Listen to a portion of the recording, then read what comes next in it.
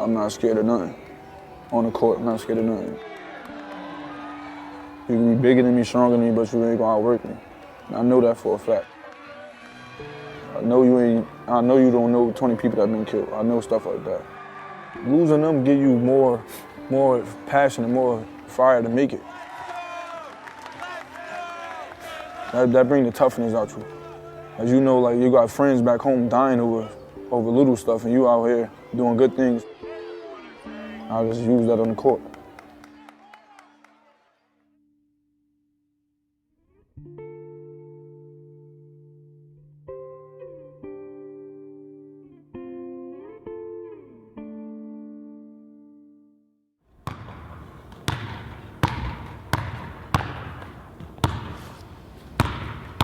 Isaiah Williams' story begins in the jungle, or the Oscar Miles Village housing complex in Newark's Central Ward. It's famous for two things: giant trees that provide a jungle-like canopy in the summer, and unrelenting, violent crime. The jungle is where Isaiah grew up, and where nearly all of his friends have been killed. They all were good people, but they got caught up in the street life. Everybody had dreams of making it some days, but some of them, this journey is hard. Isaiah will tell you he's been shot at 3 times, so he knows he's lucky to be alive. The loss he's seen brings him to tears nearly every day, and even now, he can't talk about it without crying. But the reality of growing up in the jungle doesn't smack you in the face until Isaiah pulls out his phone and reads the names of the friends he's lost. I lost a lot of people. I got a couple names written down. I lost P-Rock, Smooth, Nightmare, Goldie, Capo, TG, Narik, Khalif, Hot Dog, Dez, Wesley, Ram Stacks, B-Rod, Live, and Manute. Them the people that was like, I was close with all of them, but they was in the streets, and all of them got killed with gun violence. Bucket, Cal. Isaiah said he had a couple of names written down, but that was 16 he just rattled off during our first interview with him. After that meeting ended, he sent updates until there were 24 friends on the list. That's right, 24. Each lost to street violence. Just think about it. It's why the jungle still pulls on Isaiah, even though his mother has moved the family a few blocks away. Sure, he's playing Division I ball. He's the most important player on a team that has the chance to make waves during March Madness. And his talent could propel him to the NBA or send him overseas to play professionally. Isaiah Williams, a dynamic player everyone calls Aki, has a real basketball future. But the 6'7" guard almost gave all of that away last season when he abruptly left the team and returned to Newark. The violence in the city had reached another boiling point, and his younger brother Kevin was in the middle of it. So Isaiah risked everything, his own life, to stop his kid brother from becoming number 25 on his list. Everything in that month away from his team was about Kevin. We in the jungle where we grew up at.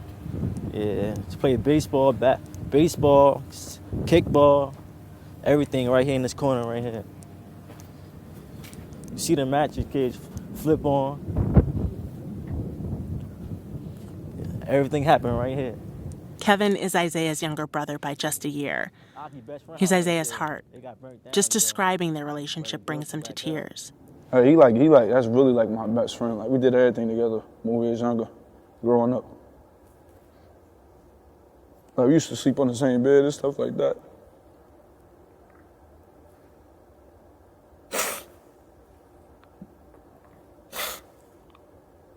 There's certain stuff that I didn't forget. Like, we used to sleep on the same bed when we was younger. And for me to be here and having my own bed and stuff like that is just a blessing.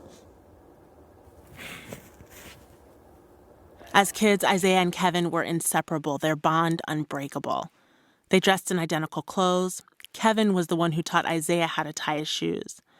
They stuck together, and not just in the name of family, but out of necessity. It's how they survived. The brothers say the jungle is controlled by the Crips street gang, But rival gangs surround the housing complex on nearly every side, so it's ground zero for wars over territory and the drug trade. Are their favorite cereal Fruity Pebbles up there? The boys' mother, Charlesetta, tried to keep them at home as much as possible when they were younger. She was always buying the latest video game systems and even bought a mini hoop set to keep them inside. Every day was different things, shooting, they selling drugs, the cops running down, want the whole block for themselves. Isaiah says that set the stage for the boys to make some big choices at an early age. Living their lives on the streets or finding someplace to hide. Kevin chose the streets. I mean, some murder happened right here. He was sitting right here. And then like 4 guys came up. I started shooting. What's attractive about it, about the life out there? The money, the clothes, and the females. And you get known by doing this, and I like being noticed. I like to stand out. And when you're making the money, yeah, it feel good. But you gotta look over your back. That's not good, though. Isaiah found basketball. He admits to not being very good at first, really bad, in fact. And his friends beat him all the time. After games, they would shove it in his face, leaving him in tears. But he kept coming back, and he'd practice and practice and practice. He loved the game, and more than that, the way it made him feel. I don't think about nothing else. It's just like a stress reliever. Like it help you out. It just make me feel like a different person. Like I don't gotta worry about them problems right now at that time. But when I'm done, you just go right back to all them problems. In 2006, as a high school freshman, Isaiah landed a spot on the Science Park Junior Varsity team. He was one of New Jersey's top-rated freshmen. The following year, he made varsity, but when he didn't start, he quit the team, quit school, and retreated to his neighborhood courts. If he wasn't out shooting hoops on Springfield Avenue, you'd find Isaiah down the street at the John F. Kennedy Rec Center. JFK has been one of the common threads between Isaiah and Kevin. Even these days, as Isaiah is finishing up practice at Iona, Kevin is getting ready to begin afternoon pickup games at JFK.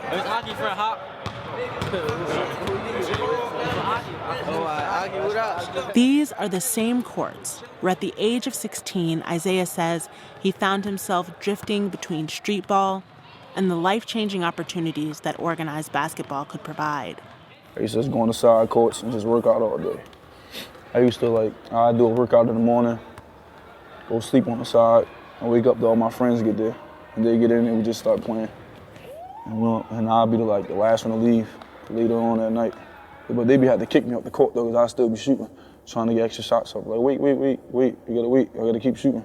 And then everybody used to say, yo, you really can be good, you really can be good. But I still wasn't in school at the time. But then I knew deep down I had to go to school. It would take 6 years, 8 schools, and 5 states before Isaiah ended up at Iona. There was the night school in Philadelphia, a year at NIA school in Newark, the year he played in just the final 11 games for Shabazz High School, but still helped the team get to the Group 2 state finals. After high school, he spent a postgraduate season at the Robinson School in Newark, another at Marshall University, where he was ineligible to play, and then the State College of Florida in Bradenton, where he averaged 17 points and 8.3 rebounds a game, earning his associate's degree. That's the stop that also launched him to Iona College in New Rochelle, New York, about 35 miles from Newark. Finally, a Division I baller. It feel fake. I'm playing, when I'm playing here, it feel like, I'm really playing D1. It's just fake and exciting at the same time. See, he doesn't have to go dribble handle. If he can throw it here, it's the same hip action occurs, doesn't it? Being here on this court every day from 10 to 2, around 30 games a season, it's the highlight of his life. But during the years when Isaiah was working his way to this point, Newark began its descent into one of the most violent stretches the city has seen. The phone calls, the text messages, and Facebook messages alerting him that his childhood friends were dying started flooding in. Isaiah began making his list. 2008, his friend Smooth was stabbed to death in a Manhattan nightclub. 2010, his friend and mentor, P-Rock, was gunned down in his car while parked on Isaiah's street. I was at Kent when that happened, Hoop Group Kent. And I got a call around 2 o'clock that he got killed. Because you're never going to see that person again, never going to talk to that person again, never going to laugh or joke with them again. It's hard. By 2013, Isaiah's first season at Iona, Newark was a full-blown killing field. There were 111 homicides, the most the city had seen in 23 years. The calls became so frequent, Iona head coach Tim Cluse noticed distinct patterns in Isaiah's behavior. One day we're out on the track running, and he gets a phone call about a friend after we're done with our run, and you can kind of just see him collapse almost. And so you know something happened. Then we're on a bus ride after a game where we might have just won the game, and everyone's happy, and all of a sudden you look at Isaiah, and he looks like he got hit by a bus, and then you realize, okay, he must have got one of those calls. Cluse says he's in awe of Isaiah's spirit, that he hasn't been hardened and still wears his emotions on his sleeve. He puts his story out there. So much so that his girlfriend, Illy Menendez, she's at every game, says one of the first things she learned about Isaiah was that he's a man surrounded by death. I met Aki on a Saturday, and on a Sunday he came to my room at like 8 in the morning because 2 of his friends had gotten killed. And we cried.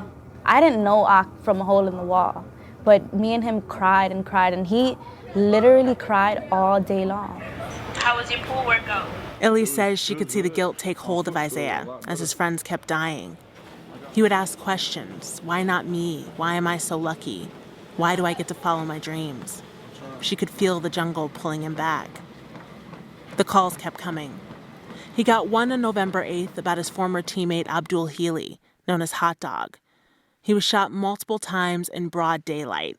Then, only 10 days later, Ramel Johnson, or Ram, was killed on Broome Street, just minutes after hanging out with Isaiah's brother Kevin.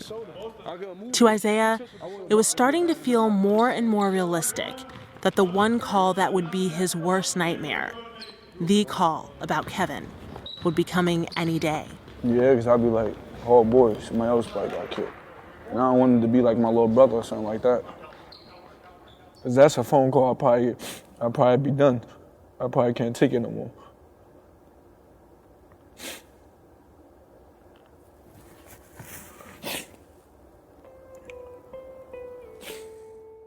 So a few days after his team lost to St. Bonaventure in mid-December, Isaiah packed his bags and without saying a word to anyone, put his entire future on the line, set his sights on the jungle, and left. Look at the pictures, old pictures. Me, Aki again. This is home now. This is where Isaiah came after leaving Iona. His mother, Charlesetta, moved the family here 5 years ago. It's just blocks from their old place inside the jungle. The windowsill has so many trophies on it you can no longer open the blinds. There are news clippings and pictures of Isaiah everywhere. The way Isaiah saw it at the time, with his brother's safety on the line, he had no choice but to return. At first I was just trying to stick it out up here, but kept talking to my little brother and stuff and all my friends back home. And it was on my mind the whole time. I couldn't even really focus on basketball. I didn't even want to play basketball. I was like, I gotta, family first. That's what I thought. I gotta protect my family, so I'm gonna go home. Isaiah has family first tattooed across his chest. It's his mantra. When he says it, he means it. He says he literally pulled Kevin off of the streets and held him hostage here, where they played video games and talked. They argued. He told Kevin he could do better and find a job, and that he could even come live with him in his dorm at Iona if it would help set him on the right path. When he wasn't working on Kevin, he was selling chili and pizza from his uncle's food truck to help his mother, who was on disability from her job after injuring herself and needed help paying the bills. At Iona, without Isaiah, the Gales were losing. They'd gone 1-4. I was discouraged for him because, I understand that you're going through bad things, but quitting isn't gonna put you anywhere. You going back to where you're trying to escape from makes no sense. You have to continue to put yourself forward and stay in school and go to class and play basketball to help your family out of their struggle. It took nearly a month for Isaiah's words to sink in with Kevin, who says it's easy to explain what brought his brother back to Newark that winter. Love. It was really just love. The brotherhood we got. Everything you could name, we did it together. Like, that's love. We had a little talk. He cried to me too about it. So, yeah, so I just changed my ways, and I did for him, for the family too, for myself really, but mainly for him. Armed with a vow from Kevin to change his ways, Isaiah returned to Iona, and the Gales won 14 of their final 17 games, raising expectations for the 2014-2015 season.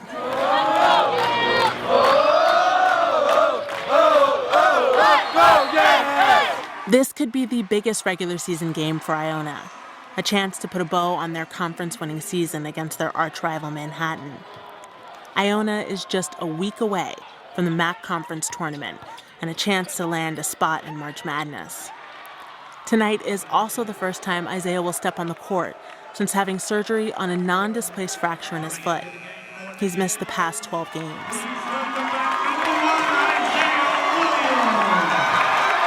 His mom, his brother Kevin, his goddaughter, and a few friends walk in just as Isaiah is welcomed back on the court.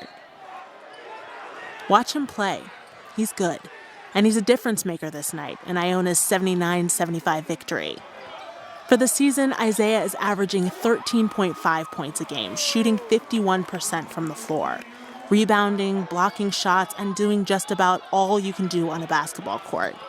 His coaches say his presence is infectious. Out here, he's having a great time with his friends. So you love coaching a player. Like, he plays with such passion and energy, love of the game, and just love of life. Like, this is a place where, to me, when you see him, he's at his happiest. So this is my room. Off the court, Isaiah has settled back into college life. He shares an off-campus house with 7 other students and still has date nights at the library with Illy. He says everything about his life in New Rochelle is just different. Back home, Kevin says he is close to securing a job as a janitor with Newark Public Schools. He says he's focused and committed to a better path. Still, the people around Isaiah worry about another death, another outbreak of violence in Newark.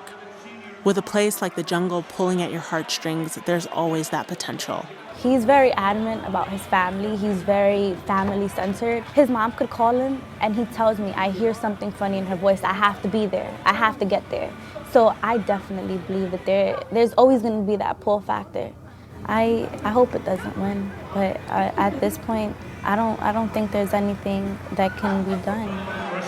Klus says he's seen it before, too many times.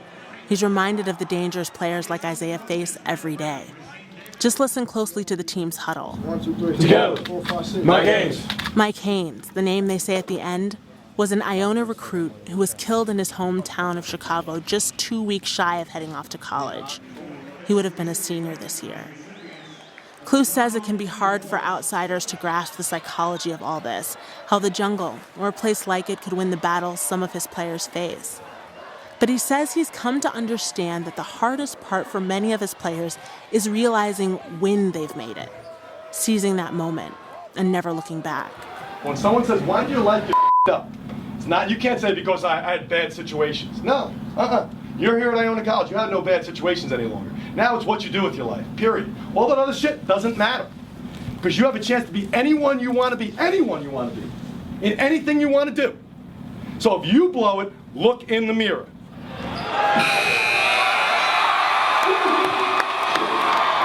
Isaiah knows he can't control the jungle or what happens to the people in or around it. He says it himself.